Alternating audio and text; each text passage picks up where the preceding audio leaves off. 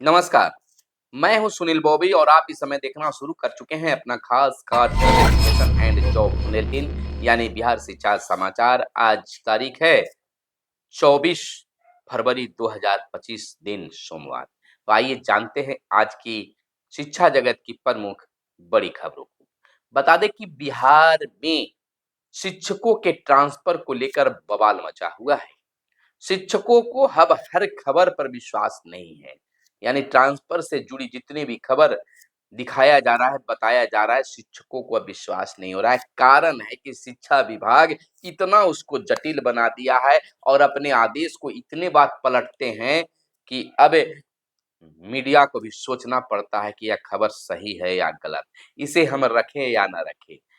कहने में भी लोग अब पिछड़ने लगे हैं, खबर दिखाने में भी अब संकोच करने लगे हैं। फिलहाल तो यह कहा जा रहा है कि बजट सत्र से पहले, यूं कहें तो बजट सत्र तक शिक्षकों के ट्रांसफर की पहली लिस्ट जारी हो सकती है।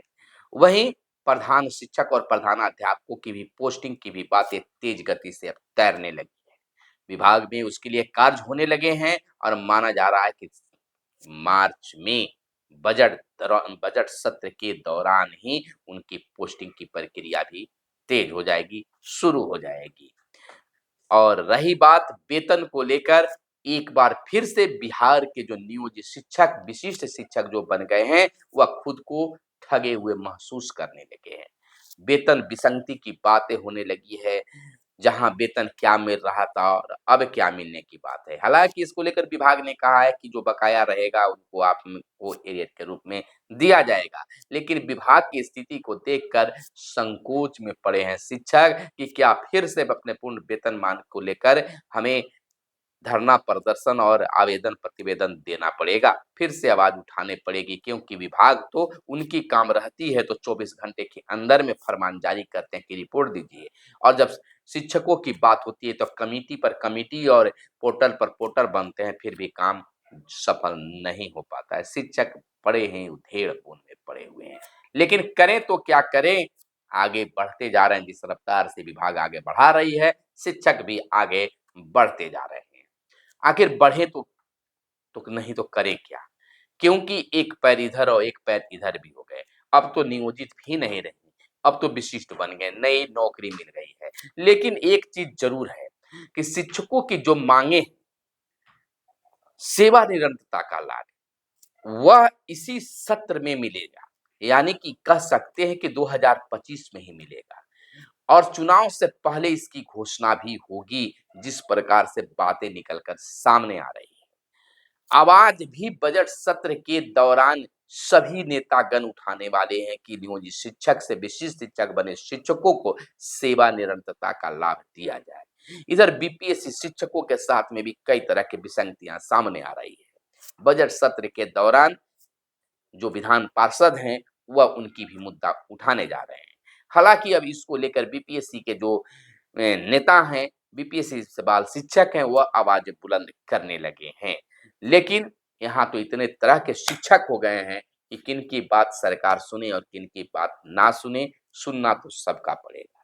लेकिन यह चीज जरूर देखने के लिए आया है कि बीते वर्षों में अगर वेतन किसी का बढ़ा है या किसी के लिए कोई घोषणा हुआ तो किसी एक दो के लिए नहीं, बल्कि पूरे शिक्षक समुदाय के लिए हुआ है। तो लाभ मिलेगा तो सभी को और नहीं मिलेगा तो किसी को नहीं मिलेगा। फिलहाल हम आपको बता दें कि विभाग कई तरह के शोध में पड़ा हुआ है। अगर यह कह दे तो शायद गलत नहीं होगा कि शिक्षा विभाग एक शोध का प्रयोगशाला बन गया, यानी एक प्रयोगशाला बन गया है, शोध का एक विभाग बन गया है। हमेशा एक शोध पर शोध करते रहते हैं और शोध का जगह स्कूल और मास्टर साहब हैं। पढ़ाई कम, पत्र ज्यादा जारी होता है, आदेश ज्यादा जारी होता है। जो भी आते हैं वह शिक्षकों को ऐसे करो वैसे करो, इसी में पूरा वर्ष बीत जाता है। इसी में से एक और आदेश पिछले सप्ताह ही जारी हुआ कि अब बच्चे जो हैं अपने लंच बॉक्स या अपने बैग में कुछ भी ऐसा चीज लेकर नहीं जा सकते हैं। उसके करीब ऐसे कोई चीज बिक्री नहीं हो सकता है, जैसे चिप्स वगैरह। चिप्स कितना खतरनाक अब बच्चे बताएंगे, ऐप से बताया जाएगा। मार्च तक होगी टेलीस्कोप की खरीद, केआरसी में किलकारी जुटा रहे हैं साधन। आपको बताते चले कि किलकारी बनाएगा विज्ञान के छात्रों का पैनल, हर ग्रुप में होंगे 3-3 छात्र। किलकारी में 50 स्कूल के एचएम विज्ञान दिवस पर करेंगे इसकी घोषणा।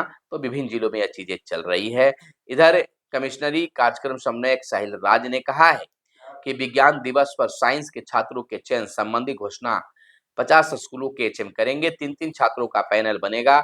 यह पैनल स्कैन समेत अन्य जंक फूड पर रिसर्च होगा। जंक फूड के बारे में यह जानकारी दी गई है। चिप्स, कुरकुरे, पिज्जा और बर्गर जैसे उत्पाद स्वास्थ्य के लिए कितने खतरनाक है, यह सरकारी स्कूलों के बच्चे अपने शोध के जरिए बताएंगे। छात्र न सिर्फ इन जैसे उत्पादों से लोगों को होने वाली बीमारियों के बारे में बताएंगे, बल्कि इसे अपनी दिनचर्या से बाहर करने का तरीका भी बताएंगे। इसके लिए सरकारी स्कूलों के बच्चों का एक पैनल बनाया जाएगा। हर पैनल में 3-3 छात्र शामिल होंगे। इसको लेकर कंपनी बाग स्थित किलकारी बिहार भवन बाल भवन में 28 फरवरी को आयोजित विज्ञान दिवस के मौके पर 50 सरकारी स्कूलों के प्रधानाध्यापक इसकी घोषणा करेंगे। इसको लेकर किलकारी में तैयारी तेज गति से शुरू कर दी गई है। स्नैक्स समेत अन्य जंक फूड पर रिसर्च करेंगे। छात्र पैनल में शामिल छात्रों का अलग समूह स्नैक्स समेत अन्य जंक फूड पर रिसर्च करेंगे। इसके लिए किलकारी में टेलीस्कोप की खरीदारी की जा रही है, जबकि इसी वित्तीय वर्ष में इसकी शुरुआत कर दी जाएगी। इस टेलीस्कोप की मदद से बच्चे यह स्पष्ट रूप से देख पाएंगे कि स्नैक्स समेत अन्य जंक फूड में कितने खराब तत्व हैं जो लोगों की सेहत के लिए खतरनाक हो सकता है। वहीं केंद्रीय कर्मियों के लिए 1 अप्रैल से मोदी सरकार की नई स्कीम आ रही है। आपको बता दें कि नए फाइनेंशियल ईयर के पहले दिन यानी 1 अप्रैल से एक ऐसी योजना लागू हो रही है जिसका सीधा असर केंद्रीय कर्मचारियों पर पड़ने वाला है। इसका नाम यूनिफाइड पेंशन स्कीम पीएस है। यह योजना केंद्रीय कर्मचारियों के लिए एक विकल्प के तौर पर पेश किया गया है। पिछले साल लॉन्च की गई यह योजना 1 अप्रैल 2025 से लागू होगी। इसके लागू होने के बाद सरकारी कर्मचारी नेशनल पेंशन स्कीम एनपीएस या पीएस में से किसी एक विकल्प चुन सकेंगे। यूनिफाइड पेंशन स्कीम में सरकारी कर्मचारियों को सुनिश्चित पेंशन दिए जाने का प्रावधान है।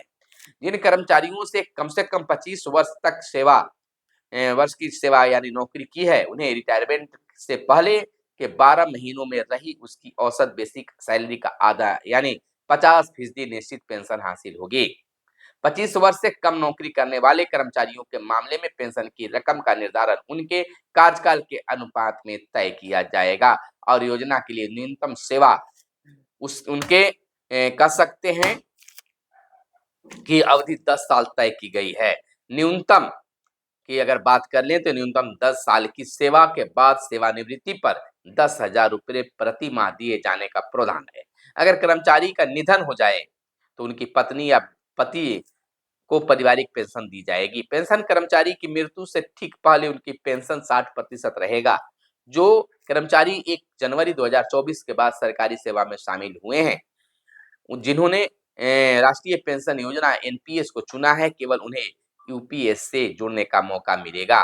मौजूदा केंद्रीय सरकारी कर्मचारी और भविष्य के कर्मचारी दोनों के पास यह एक विकल्प होगा कि वे एनपीएस के तहत यूपीएस का विकल्प चुने बिना यूपीएस विकल्प के एनपीएस को जारी रखने के बारे में बार-बार विकल्प चुनने के बाद उनमें बदलाव नहीं किया जा सकेगा। यूपीएस के जरिए पेंशन पाने के लिए कम से कम 10 साल की सेवा जरूरी है।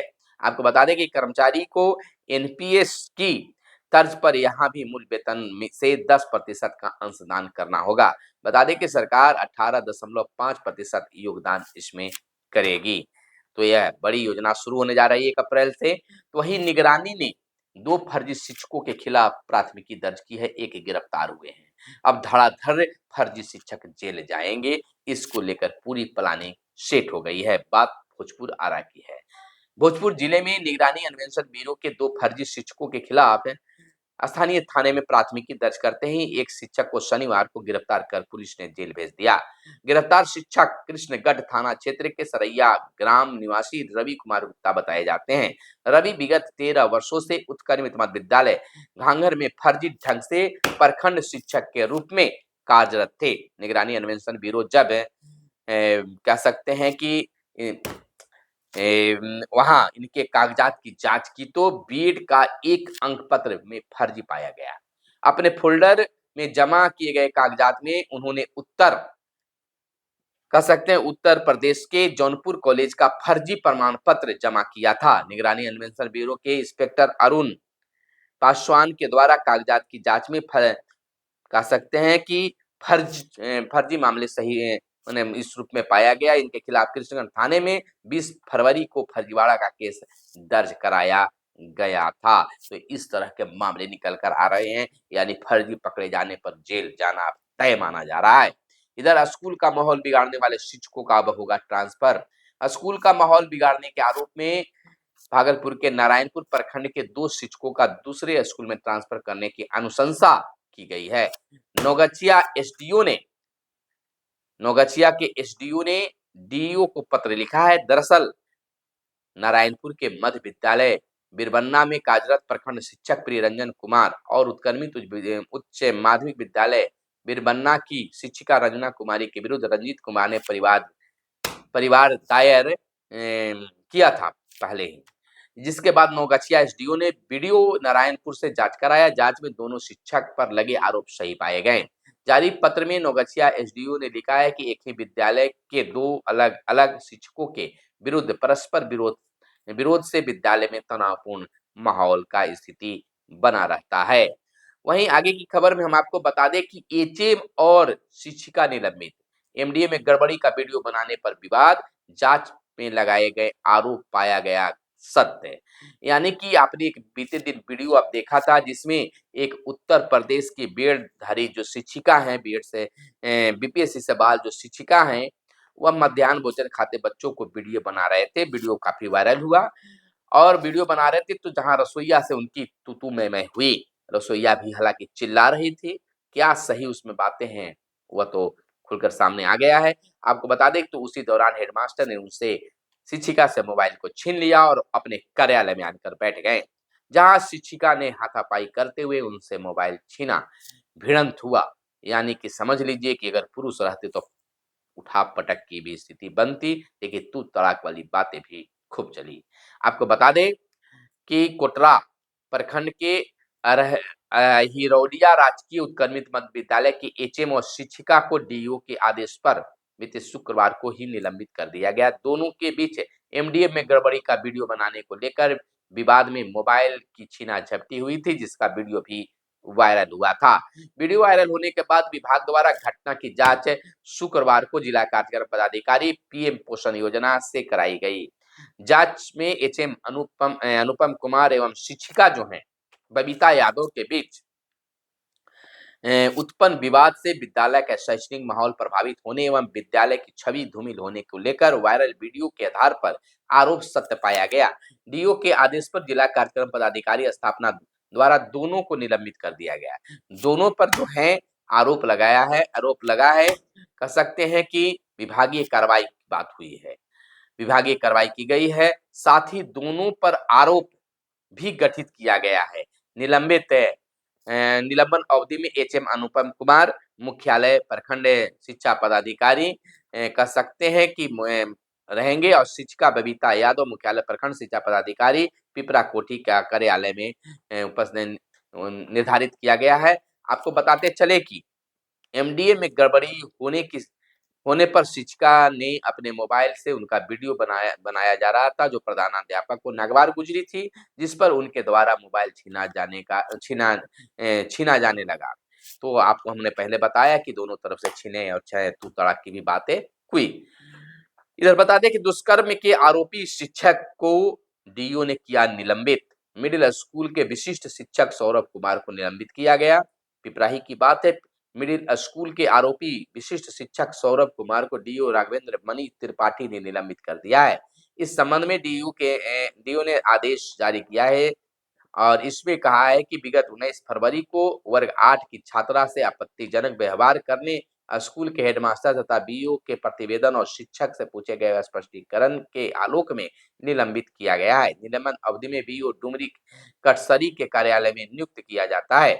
निलंबन अवधि का जीवन निर्वाह भत्ता प्राप्त अनुपस्थिति विवरणी के आधार पर मूल स्कूल से देय होगा। आरोपी की गिरफ्तारी के लिए छापेमारी, यानी मिडिल स्कूल के दुष्कर्म के आरोपी शिक्षक की गिरफ्तारी के लिए छापेमारी भी की जा रही है। महिला थानाध्यक्ष अनामिका कुमारी ने बताया कि उक्त शिक्षक के विरुद्ध महिला थाना शिवहर में दुष्कर्म की एफआईआर की गई है। पुलिस द्वारा आरोपी शिक्षक को गिरफ्तार करने के लिए लगातार छापेमारी भी की जा रही है। वाह क्या बात है।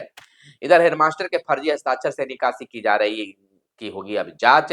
भुगतान के आरोप की जांच को डीएम ने बनाई कमेटी। 3 मार्च को एचएम को बुलाया गया। कलेक्ट्रेट में होगी कमेटी, बैठेगी कमेटी, जिस पर जांच भी होगी। मुजफ्फरपुर की एक खबर है, हेडमास्टर के फर्जी हस्ताक्षर से निकासी की जांच होगी। डीएम ने इसको लेकर 4 सदस्यीय कमेटी बनाई है। फर्जी हस्ताक्षर से संवेदकों के भुगतान के आरोप पर यह कमेटी बनी है। 3 मार्च को ऐसे हेडमास्टरों को बुलाया गया है।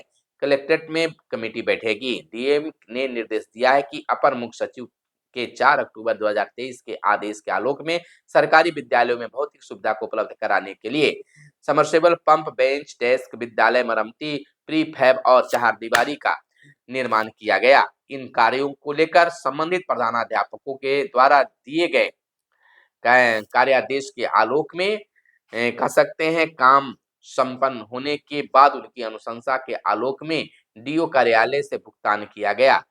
जिला में आयोजित दिशा एवं सही सहित अन्य कह सकते हैं बैठक तथा दैनिक समाचार पत्रों और सोशल मीडिया की खबरों से यह बात सामने आ रही है। प्रधानाध्यापकों से गलत हस्ताक्षर समेतकों को भुगतान किया गया है। स्थिति की वास्तविक जांच को लेकर जांच कमेटी गठित की गई है। तो यह मुजफ्फरपुर की ही बात नहीं बल्कि पूरे बिहार में यह बातें उठ रही है और जांच की भी मांग लोग कर रहे हैं। इधर मैट्रिक परीक्षा की तर्ज पर अब 8वीं की परीक्षा होगी और जो 10 तारीख से 10 मार्च से जो परीक्षा होने वाली है, वह परीक्षा में शिक्षक के रूप में दूसरे विद्यालय में शिक्षक जाकर जांच में वीक्षण का कार्य करेंगे। तो यह थी आज की खास प्रमुख खबरें जो आपके लिए काम की खबरें हो सकती है। मिलते हैं अगले वीडियो में, तब तक के लिए दीजिए इजाजत।